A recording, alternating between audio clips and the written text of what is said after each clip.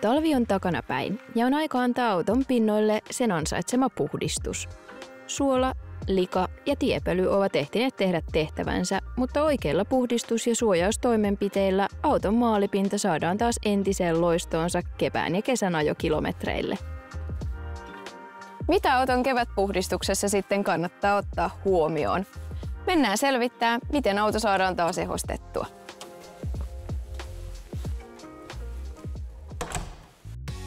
Mihin Turtlevaksin autohoitotuotteisiin keväällä kannattaa panostaa? Kuitenkin siellä on niin paljon suola- ja likajäämiä talven jäljiltä. Tässä kevätpesussa niin on ensisijaisen tärkeää on aina se esipesu. Ja esipesussa tärkeimmät aineet tietysti on liuotinpesuaine ja sitten vaahtopesuaine eli snowfoami. Niiden kahden yhdistelmällä niin se esipesu on helppoa, tehokasta ja ennen kaikkea sitten vielä hellävaraista. No mitkä tuotteet antaa sitten parhaan lopputuloksen? Kyllä paras lopputulos tulee siitä, että se hyvä esipesu sinne tulee, eli saadaan se maalipinta puhtaaksi, rauta pois siitä pinnasta ja sen jälkeen sitten pinnotus tai vahaus. Ja sillä saadaan tehty aika helposti ja nopeasti se, mutta sillä saadaan myös tosi pitkäkestoinen suoja, eli jopa 12 kuukautta.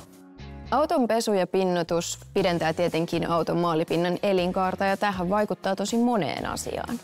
Joo, tällaisilla tuotteilla kun se tehdään, se pinnotetaan, pestään, niin se pysyy tosi siistinä ja hyvänä. Ja sitten sitä arvostetaan paljon myös, sit, jos mennään vaihtaa vaikka autoa. Et sitä kannattaa miettiä kans siellä.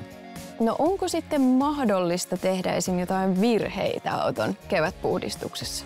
Jos tehdään niin, että ajatellaan, että säästetään aikaa, että pestään vähän huuhtasta ehkä vedellä, se näyttää hyvältä ja sen jälkeen laitetaan pinnote, niin se on kamalan näköinen. Ja ennen kaikkea se kesto siinä maalipinnassa on hyvin, hyvin lyhyt aikana, eli se ei tule kestää siinä juuri yhtään. Sen takia se on tosi tärkeää, että hyvä esipesu, hyvät aineet, sillä päästään pitkälle. No minkä hintaiseksi tämmöinen sitten tulisi itse toteuttaa tällainen kevätpesu? Ehkä noin 50–60 € tulee maksamaan suurin piirtein se, että sulla on esipesuaineet hyvät siinä ja sitten sulla on vielä pinnotteet siinä mukana. Se on tosi edullista ja ennen kaikkea sit järkevää tehdä se itse kotona. Purkin takaa löytyy aina ohje sitten, miten mitäkin käytetään ja siellä löytyy hyvät sitten tällaiset stepit, miten mennään eteenpäin. Ja voidaan lähteä ihan ummikkona tekemään ja saadaan kuitenkin niinku yhtä hyvä pinta ja yhtä kiiltävä pinta kuin sitten mitä nähdään tuolla noita hienoja autoja ja puhtaita autoja liikenteessä. Eiköhän mennä testaamaan tuotteita. Lähdetään kokeilemaan. Ja ensimmäisenä sitten tietenkin lähdetään liikkeelle liuotinpesuaineella. Ja tällä sitten tosiaan ennen esipesua niin lähtee sitten isoin lika irti.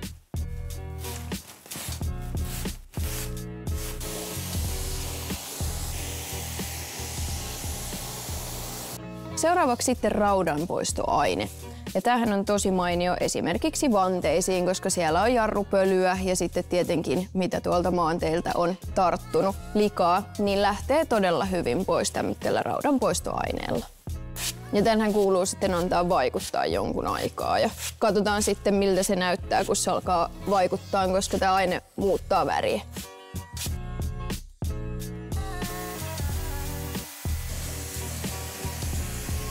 Sitten löytyy vielä ihan vannepesuaine, joka on tarkoitettu vanteiden pesuun.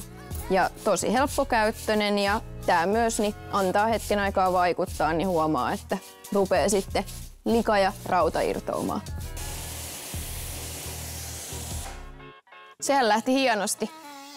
Esipesun jälkeen tulee sitten tietenkin shampoolla pesu. Eli käydään sitten auton pinnat läpi kintaalla. Sitten tosiaan varsinkin, jos tulee paljon käytettyä vain yhtä ämpäriä autonpesussa, niin tämänkin ämpärin pohjalta löytyy sihti. Eli sitten jos auton pinnalla on vielä jotain epäpuhtauksia, joita tulee tähän kintaaseen, niin ne sitten tippuu sinne sihdin alle ja ehkäisee pintojen naarmuuntumista.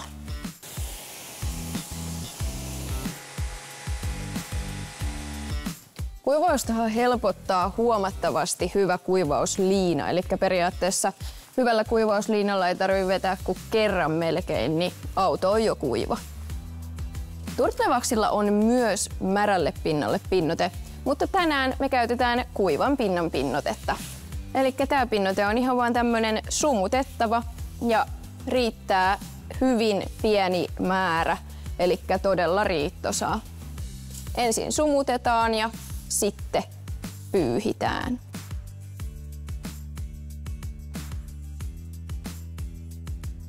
Sitten tähän loppuun totta kai meidän pitää vähän testata, millainen pinta tähän saatiin. Elikkä vesitesti kaadetaan tähän ja katsotaan miten käy. Sehän melko nätisti siitä sitten vesi poistuu pinnoilta. Ei voi kuin todeta, että toimii.